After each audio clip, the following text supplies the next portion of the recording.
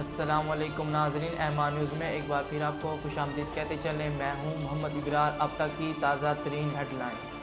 فیصل آباد میں FIA cyber crime کی جانب سے کامیاب کارروائی کی گئی۔ تفصیلات کے مطابق کارروائی کے نتیجے میں خود بینک نمائندہ ظاہر کر کے لوگوں سے فراڈ کے ذریعے رقم ٹرانسفر کروانے والا ملزم گرفتار کر لیا گیا۔ FIA حکام کا کہنا ہے کہ ملزم بینک ہیلپ لائن سے مشابہت رکھتے نمبر سے کال کر کے شہریوں سے بینک اکاؤنٹس اور پاسپورٹ حاصل کرتے تھے۔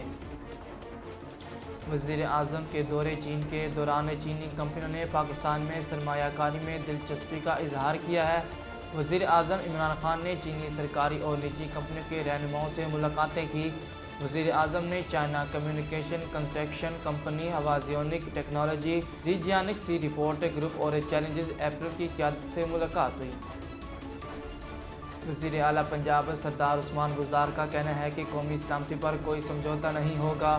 اپنے جاری کردہ بیان میں وزیر اعلیٰ پنجاب سردار عثمان بزدار نے کہا کہ وطن عزیز کا امن تباہ کرنے والوں کی ہر کوشش ناکام ہوگی۔ عثمان بزدار کا کہنا تھا کہ سیکورٹی فورسز کے جوانوں نے جانوں کا نذرانہ دے کر حق ادا کیا۔ قوم پاک فوج اور سیکورٹی اداروں کے شانہ بشانہ ہے۔ شہباز شریف اور حمزہ شہباز کے خلاف منی لانڈرنگ کیس میں گواہان کا بیان قلم بند کر لیا۔ احتساب عدالت لاہور میں شہباز شریف کے خاندان کے خلاف منی لانڈرنگ ریفرنس پر سماعت ہوئی۔ اپوزیشن لیڈر پنجاب اسمبلی حمزہ شہباز عدالت میں پیش ہوئے۔ وکیل شہباز شریف امجد پرویز ایڈوکیٹ نے عدالت کو بتایا کہ شہباز شریف کورونا کی وجہ سے ابھی تک بیڈ ریسٹ پر ہیں، ڈاکٹر نے انہیں آرام تجویز کیا ہے۔ مولانا عبدالخبیر آزاد نے کہا کہ کشمیر کا فیصلہ اقوام متحدہ کی قراردادوں کے مطابق کیا جائے۔ چیئرمین روایت حلال کمیٹی مولانا عبدالخبیر آزاد نے کہا کہ کشمیر میں مسلمانوں پر ظلم و ستم جاری ہے۔ کشمیر میں مسلمانوں کے قتل عام پر عالمی برادری خاموش ہے۔ انہوں نے کہا کہ ہندوستان کو پاکستان کا امن اچھا نہیں لگتا۔ پاکستانی قوم جذبہ جہاد رکھتی ہے۔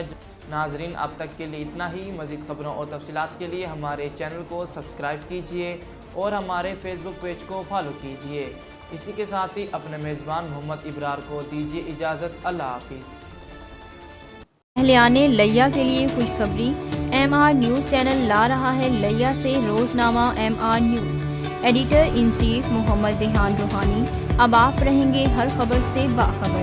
اشاعت کا 35 سالہ تجربہ، خوبصورت اشاعت کے ساتھ بہت جلد روزنامہ MR نیوز کا آغاز۔